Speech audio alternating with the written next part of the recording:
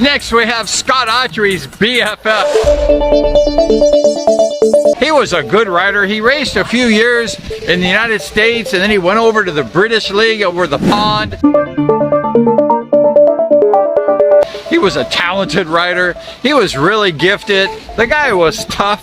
He was tough as nails. And who was that? And that was Steve Gresham.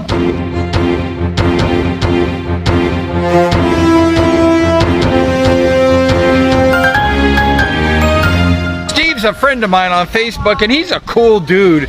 And Steve was one of those riders back in the day you didn't want to make mad because Steve, like I said, was a tough dude. And Steve was really a good rider. And he was just a cool guy. I wish I had raced with Steve. But anyways, Steve Gresham was one of the top riders of the 70s.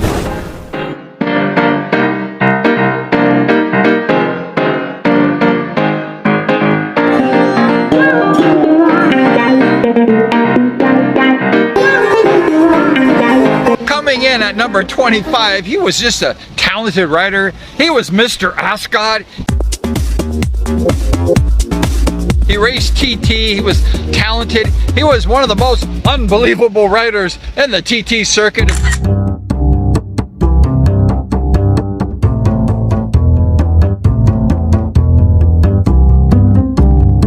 This guy was good and he switched over to Speedway. The guy he's a legend, and he sang, he had records, and well, here I am the flying flea, yeah! He had all kinds of cool stuff. We did some shows on him, you want to check it out? It's number 7, lucky number 7, and that's Sammy Tanner.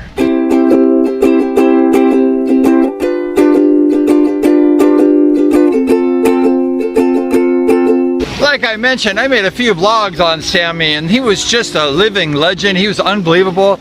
The guy won all these races in a row and he wore a white uniform. He wore the white uniform because he was always in the front. He wanted people to see him. A lot of times in the old days, they used to wear black so they couldn't see where they're at. However, Sammy, he wore white. Why? Because he was always in first place.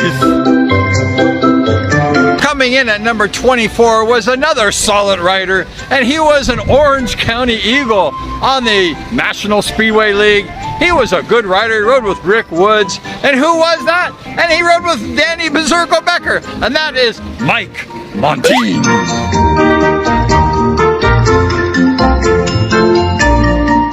Number 23 on the countdown, he was another good rider. However, this guy was from Scotland. He had those bagpipes and that kilt, and he was just a fantastic rider.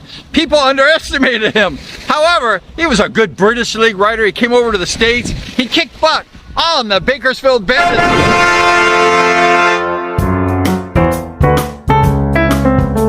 The champions! He helped win that championship, and he was just an underrated, fantastic rider. And who was that? That's Bert Hawkins.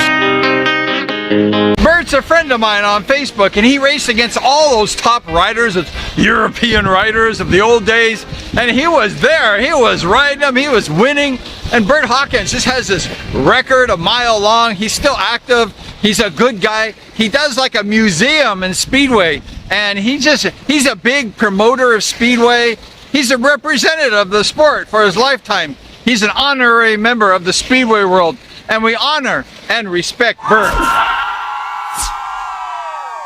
The countdown continues. The top 75 United States Speedway riders of the 70s. We're down to number 23 on the countdown. We're coming close. We're episode 3. So stay tuned. We got a couple more episodes left of the top riders.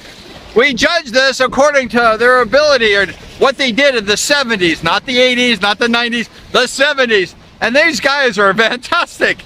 So we appreciate you hanging out with us today on the beautiful beach of Boracay Island. It's really great here. It's nice. We've got the coconut trees, the palm trees, the white beach, and we have you. Thank you so much for hanging out with us today on the beach with the top 75 countdown, and we're at number 23. So thank you once again, and we're going to see you next time.